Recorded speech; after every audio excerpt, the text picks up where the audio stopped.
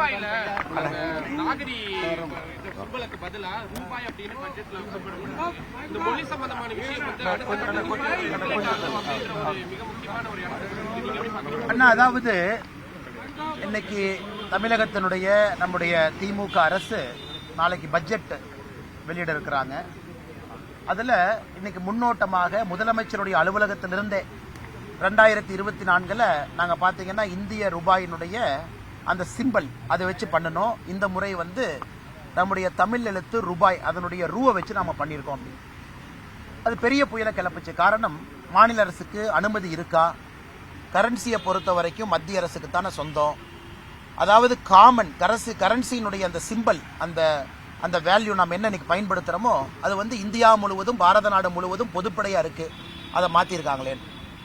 நான் கூட நிறைய தொலைக்காட்சியில் பேசினோங்கன்னா, நம்ம தலைவர்கள் பேசினாங்க, எல்லாம் பேசணும். நாங்கள் இதை முதல்ல வன்மையா கண்டிக்கிறோம். காரணம் என்னன்னாங்கன்னா, 2024, 23, 22 எல்லாம் நம்ம காமன் சிம்பலை தான் ஃபாலோ பண்ணாங்க.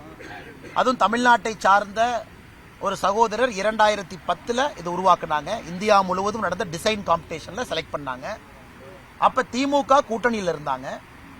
அவருக்கு பெரிய பாராட்டு விழா தமிழ்நாட்டில் நடத்தணும். ஏன்னா அவர் திமுகவினுடைய முன்னாள் எம்எல்ஏ, 1971 ரிஷிவந்தியம் தொகுதியினுடைய திமுக எம்எல்ஏனுடைய மகனும் கூட.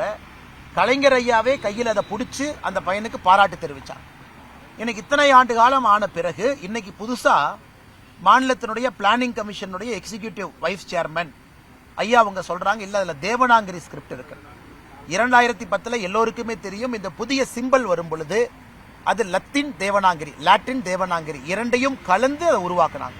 டிசைன் காம்படிஷன்ல ஒரு தமிழனுக்கு பெருமை, இந்தியாவிற்கு அடையாளமா செலக்ட் பண்ணதை இன்னைக்கு மாநில அரசு அரசியல் காரணத்திற்காக ஒரு பின்னோக்கி செல்லக்கூடிய ஒரு பார்வையில் அதை எடுத்திருக்கின்றார்கள். அதை வன்மையா நாங்கள் கண்டிக்கிறோம்.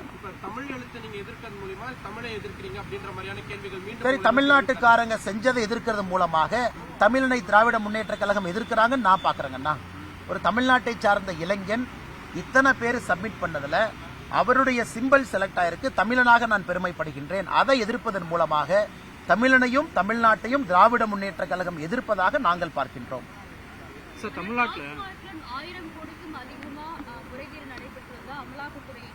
இப்பதான் இந்த செய்தி குறிப்பை பார்த்தங்க மேடம்.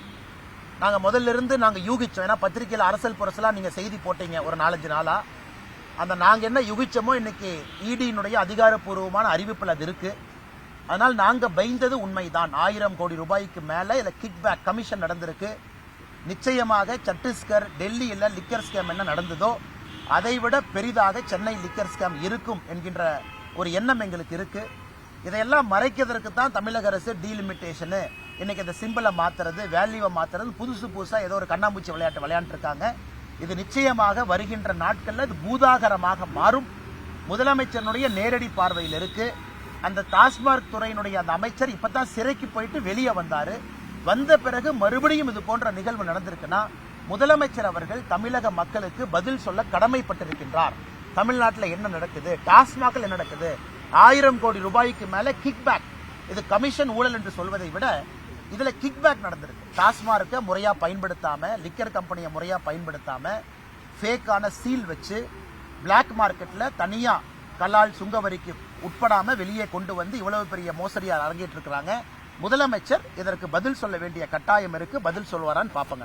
பாரதிய ஜனதா கட்சி அரசியல் ரீதியா நீங்க போராட்டம் அந்த மாதிரி என்ன மாதிரி நிச்சயமா இருக்க போறோம். எந்த மாற்று கருத்து இல்லைங்கண்ணா. இது வந்து மக்களுடைய அடிப்படை பிரச்சனை. நாங்க வந்து இடி அவங்க அதிகாரப்பூர்வமாக செய்தி குறிப்புக்காக காத்திருந்தோம். மாநிலம் தழுவிய ஆர்ப்பாட்டத்தை பாரதிய ஜனதா கட்சி இன்னும் 2-3 நாட்கள் எடுக்க போறோம். அதற்கான அறிவிப்பு நாளைக்கு வருங்கண்ணா. தேர்தல் நேரத்தில் அரசியல் பழிவாங்கும் நடவடிக்கையா பாஜக பண்றாங்கன்ற மாதிரியான உடனே சொன்னாங்க. இது எல்லாமே கோர்ட்டுக்கு போறாங்க, கோர்ட்ல பாக்குறாங்க. யாரை கைது பண்ணாலும், இடி கைது பண்ணாலும் கோர்ட் அதை வந்து பார்த்து ஜாமீன் கொடுக்கணுமா கொடுக்கூடாதுன்னு முடிவு பண்றாங்க.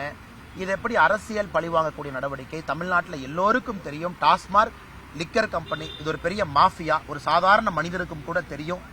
திமுக வந்த பிறகு டாஸ்மாகினுடைய வருமானம் 48% உயர்ந்திருக்கு. 33,000 கோடியிலிருந்து இன்னைக்கு 50,000 கோடி. ஒரு சாதாரண சின்ன பையன் குழந்தைக்கு கூட தெரியும் டாஸ்மார்க்ல மாபெரும் ஊழல் நடந்திருக்கு. அதை இடி கையில் எடுத்து, இடி வந்து சும்மா ஆக்ஷன் எடுக்கலீங்கன்னா 47 எஃப்ஐஆர் தமிழ்நாட்டில் டாஸ்மாக் சம்பந்தமாக 47 எஃப்ஐஆர் பதிவு செஞ்சிருக்கிறாங்க. அந்த 46 எஃப்ஐஆர் அதிகாரப்பூர்வமாக வைத்து தான் இடி உள்ள வந்திருக்கிறாங்க. இடி அவர்களாக வரலீங்கன்னா தமிழ்நாடு அரசினுடைய லஞ்ச ஒழிப்புத்துறை வேறு வேறு காவல்துறை எல்லாம் பதிவு செய்த 47 எஃப்ஐஆர் அடிப்படையாக வச்சு ECIR அப்படிங்கிற தாக்கல் பண்ணி இடி உள்ள வந்திருக்கிறாங்க. இது எஃப்ஐஆரே இல்லாம இடி எப்படி உள்ள வருவாங்கன்னா மாநில அரசு செஞ்ச தப்ப இடி உள்ள சரி பண்ணும் பொழுது சரியான நபர்கள் யார் இருக்கிறாங்க, தப்பான நபர்கள் யார் இருக்கிறாங்க நடவடிக்கை எடுக்கும் பொழுது இது எப்படிங்கன்னா அரசியல் பழிவாங்கும் நடவடிக்கையாக மாறும்.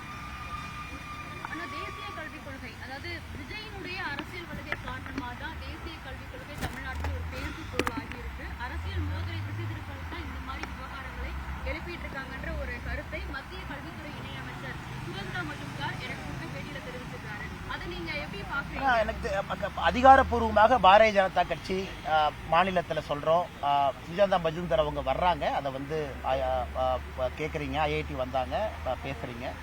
அதனால் இதை பொறுத்தவரை ரொம்ப ரொம்ப சிம்பிளுங்க. தேசிய கல்விக் கொள்கை பிரச்சனை ரொம்ப நாளாக போயிட்டு இருக்கு.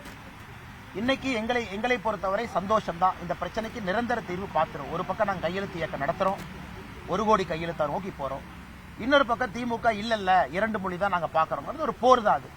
தமிழ்நாட்டு மக்களுக்கு எது நல்லதுன்னு நாங்க நிக்கிறோம். திராவிட முன்னேற்ற கழகத்தை பொறுத்தவரை அவர்களுக்கு எது நல்லதுன்னு நிக்கிறாங்க.